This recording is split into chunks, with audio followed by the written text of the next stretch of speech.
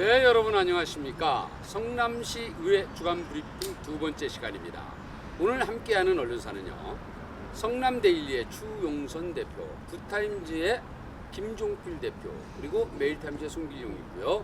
오늘 편집 영상에는 시민프레스의 박준혁 대표가 함께하고 있습니다. 네, 성남시 의회에 민주당과 국민의힘 양당이 대표 선출을 했습니다. 그 과정에 우여곡절을 겪고 있는 것 같고 여러 가지 잡다한 그럴싸한 얘기들이 많이 들리고 있습니다. 그걸 가지고 앞으로 의장 선출까지의 전망을 한번 짚어보는 시간을 마련했습니다. 먼저 정치 구단 성남데일리의 추용선 대표 기자님 모셨습니다. 안녕하십니까. 성남데일리의 추용선입니다. 오늘은 말씀드린 대로 민주당의 당대표 결과에 대해서 세세하게 전달하도록 하겠습니다. 네, 빡빡머리로 여러분께 인사드리고 있는 굿타임즈의 김종필 대표와 함께하고 있습니다. 안녕하십니까. 굿타임즈의 김종필입니다. 오늘은 우리 추용선 대표 기자님께서 갑자기 민주당에 대한 분석을 하신다 그래서 저는 국민의힘 이번 당대표 선출에 관련된 부분을 가지고 한번 분석을 해보도록 하겠습니다. 네, 이렇게 두 분하고 같이 서서 하니까 제가 아주 조그마한 초등학생 같은 모습으로 보이는 것 같아요. 조금 쫄리긴 합니다만 한 분은 얼굴이 너무 크고 한 분은 또 머리가 이렇게 아니, 햇빛 들어오고 땀나니까. 햇빛 들어오고 땀나고 힘듭니다. 네, 먼저 오늘 3시에 선출을 했죠? 네. 그럼요? 3시 반, 3시 30분이죠. 네, 3시 30분에 국민의힘이 먼저 당대표를 선출했습니다. 네, 예상했던 대로 정용환 대표가 당대표가 됐는데 그 부분에 아쉬운 대로 좀 말씀을 해주시죠. 오늘 국민의힘 당대표 선출이 정용환 대표가 전반기에서 후반기로 선출이 됐습니다. 전반기 때는 추대 형식으로 당대표가 됐고요. 후반기 때는 투표를 했는데 투표 결과 10대 8, 18명의 의원 중에 10표를 얻어서 과반수 이상으로 당선이 됐는데요. 특히 국민의힘 의원이 초선 의원들이 13명이고 재선 이상이 9명이잖아요. 그래서 초선 의원들의 어떤 주관과 소신이 투표를 한 결과가 있지 않나. 그래요? 네네.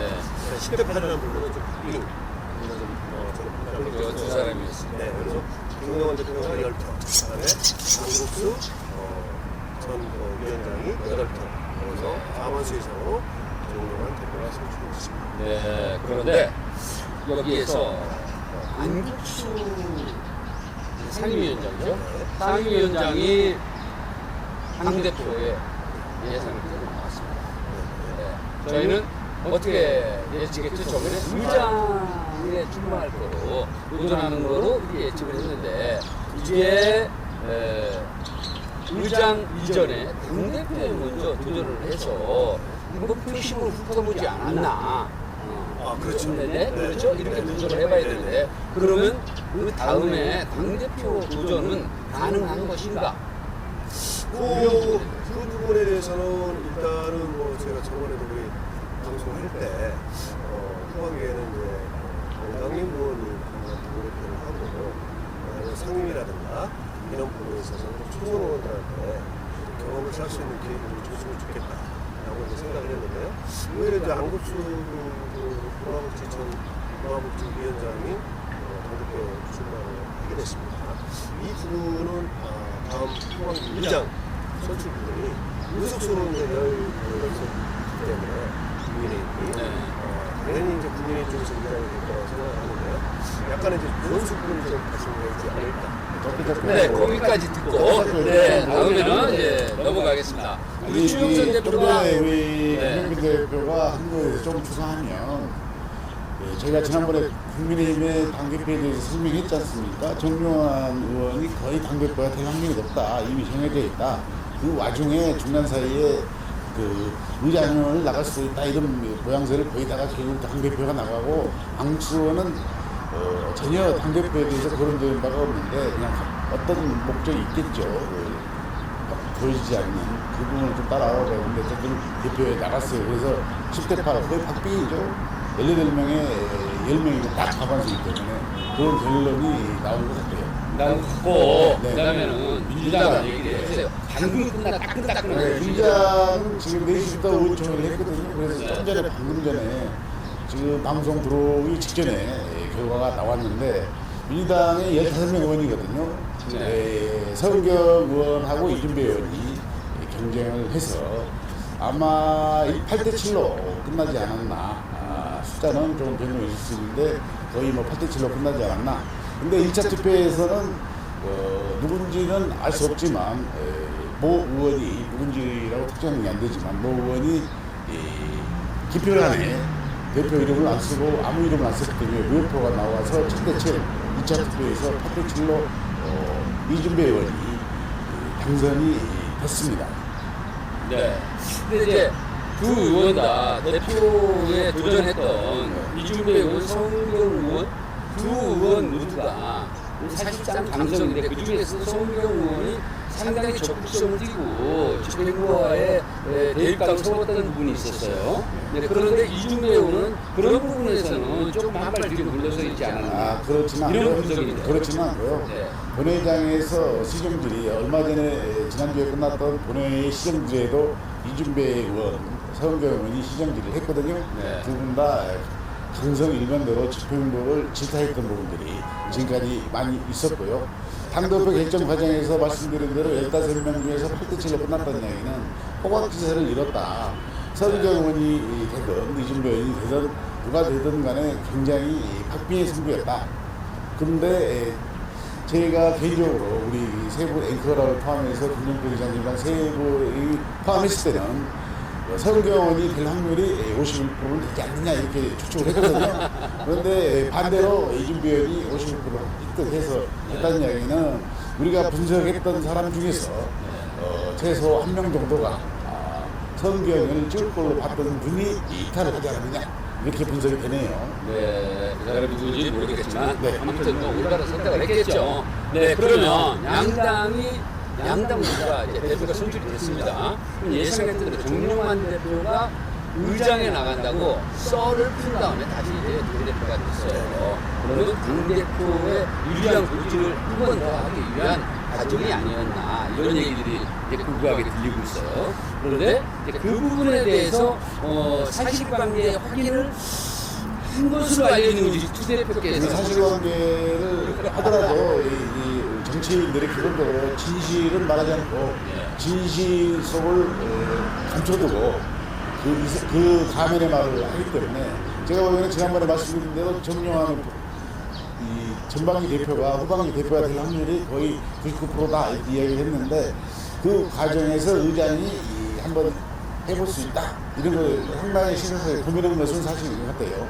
고민의 흔적이 있는데 근데 결론적으로 결국 당초대로 이와도 회고를 할 수 없기 때문에 당대표에 나갔고 여기서 주목할 거는 안국수 의원이 어떻게 해서 의장이 나갈 수 있는 3선이거든요. 정용환도 3선이고 현 이덕수 의장도 3선인데 의장이 아니라 당대표에 왜 나갔느냐.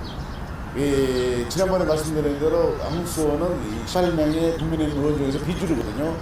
그 상태에서 당선 가능성이 50%를 넘지 않는 상황에서 대표에 나가는 것이 그게 좀 궁금한 상황인데 그분은 예측을 좀다 해보고요. 간 보게 되니까 그러시네.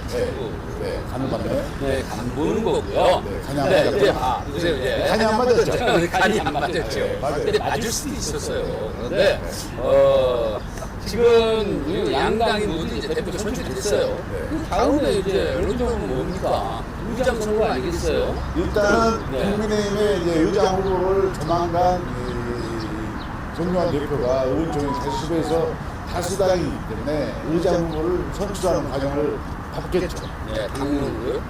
당론 부분은 이제 후보를 선출한 이후에 당론으로 갈 건지 뭐 당연히 당론으로 가겠지만 그랬을 일단 때. 절차를 밟아야 되겠죠. 자, 이제 그러면 이번 당대표 선출 과정에서 나왔던 이제 예상표 외에 이탈표가 있어서 안국수 8표를 얻었는데 네. 그러면 그 8표 플러스 해가지고 어떤 변화는 있을까요? 없을까요? 변화가 다양한 변화가 있을 수 있다 이렇게 보여지죠. 그렇죠? 네. 그러면 이덕수 체제로 가는 것으로 지금 정용환 대표가 되면서 이덕수 현 의장이 잔여임기를 채우고 후반기 의장에 다시 도전을 하는 거로 이렇게 이제 저희들 알고 있잖아요. 그런데 그 부분에 대해 변수가 있을 것이다라고 예상을 하십니까? 실질적으로 이제 어떤 그 변수 부분은 좀 없을 거라 생각을 해요. 근데 이제 민주당 부분이 이런 같은 이제 무소속 최근의원가 16명이잖아요. 그분들이 어떤 방법으로 선택을 할 건지. 그래서 뭐 1, 2차 정도는 뭐 동상태 자당인 장상태 의원을 상대 후보로 의장 후보로 내놓지 않을까. 마지막에 이제 3차 때 하는 부분이 이제 사실상 이제 본회의장 들어가면 34명이라고 후보가 되는 거였습니다. 근데 이제 이 부분에서요, 짚고 넘어갈 부분이 있어요. 저번에 잔여임기를 채우기 위해서 했을 때, 그때 당대표가 당론으로 결정을 하지 않았어요. 근데 소수당이라 당선 확률이 없다 하더라도 자당을 의장 후보를 내세워야 되는 게 그게 정당 정치의 논리 아니겠어요? 근데 그 부분을 포기했단 말이에요. 근데 이번에도 그런 결과가 나올까요? 그렇지는 않을 것 같습니다. 아니 그렇지는 않을 것 같고요. 그게 제 생각이고요. 그렇죠. 지금 말씀드린 대로 지금 국민의힘이 자체적으로 의장 후보를 잡아주기 때문에 뽑을 거 아닙니까? 네. 근데 결정적으로 중요한 것은 여기서 아까 말씀드린 대로 한국수원의 행보를 봐야 돼요. 지금 현재 상황으로 봐서는 국민의힘이 이 당론으로 정하든 아니면 뭐 어떤 식으로 정하든 국민의힘 자체적으로는 18표가 확보되지 않아서 의장을 국민의 자력으로는 과반수임에도 불구하고 선출되기는 힘들어 보여요. 아, 그래요?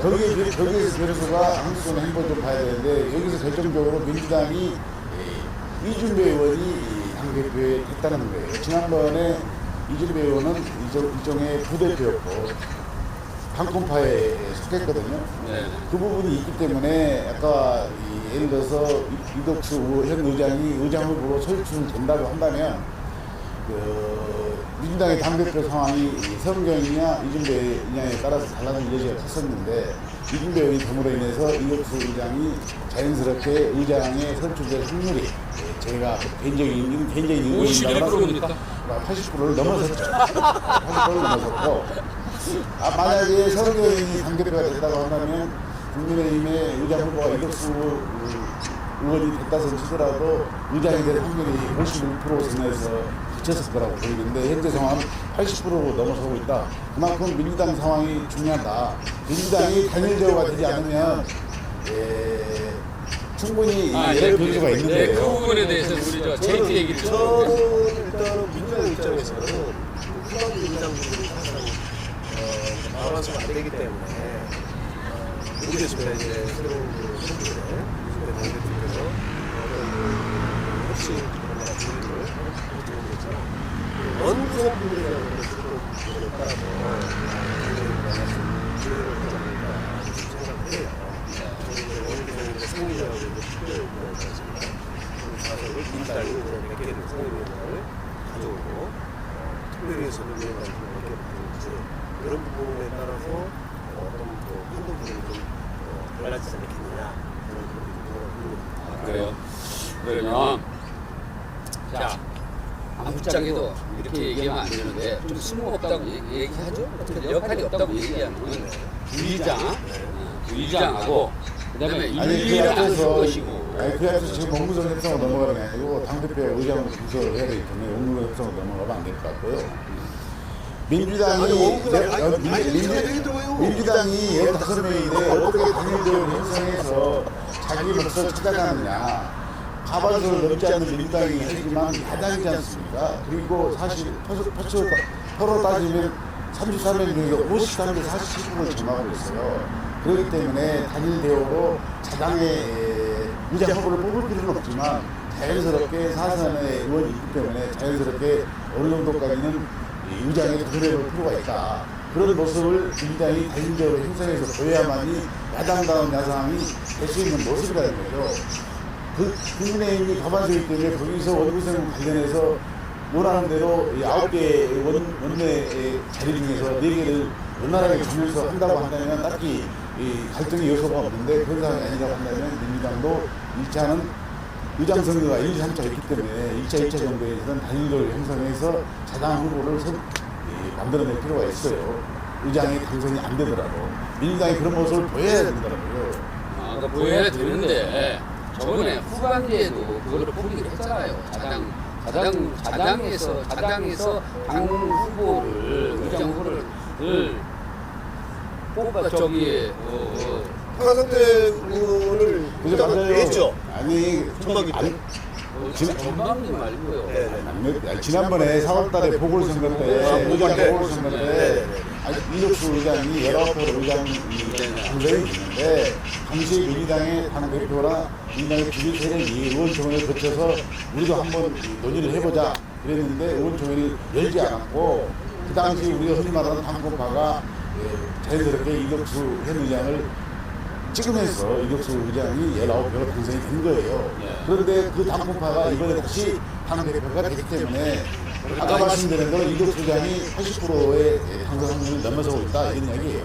근데 우리 이제 지역 언론에서 보면 사실상 정당 정치라는 것이 아니 심상정의는 후보 몇 명이었어요? 근데 내쫓아라 대통령 후보를 내고 그것이 정당 정치예요. 정당 정치를 수용하기 위해서. 근데 당선 확률이 없으니까 안 된다? 그리고 뭐 당대표가 아이고 뭐 당론을 정하기 뭘 정합니까? 그게 민주당이 나가면 안 된다는 그 얘기죠. 지점이 앵커님 말씀 그 지점이 민주당이 대우 확산하고 반성해야 되는 거예요. 지금 34명 중에서 말씀드린 대로 5% 차이거든요. 득표율로 따지면 의석 부선사로 보면 그러면 충분히 도전해볼 여지가 있는 거예요. 가만히만 의장을 내라는 법이 없거든요. 그러면서 민주당이 단일대우로 갈라진 이 민주당 내 의원들의 15명의 표심을 합치고 당의 단일된 모습을 보이면서 그러면 안 선명 된다고. 야당으로 가야 된다는 거예요. 그러면 안 된다고 지나가는 택시가 빵하고 지나가. 민주당이 그래서 후반기에는 전반기와 다르게 선명 야당으로 달라져야 된다. 그래야 집행부의 입장에서도 그것을 인정하고 예. 하려는 게 기대치가 아니겠습니까? 있겠어요? 아니 우리 존경하는 최용석 부장님 혼자 다 해버리니까 빠져나갑니다. 아니 그러니까 제가 기대치가 이야기가 있냐고요. 기대죠? 일단은 소수 정당이지만 사선 의원인 강상태 의원을 민주당에서 후보로 내겠죠. 네. 당연히 내겠죠. 안 내면. 안 내면 그거 대표도 안 그거 우리가 못한 거죠.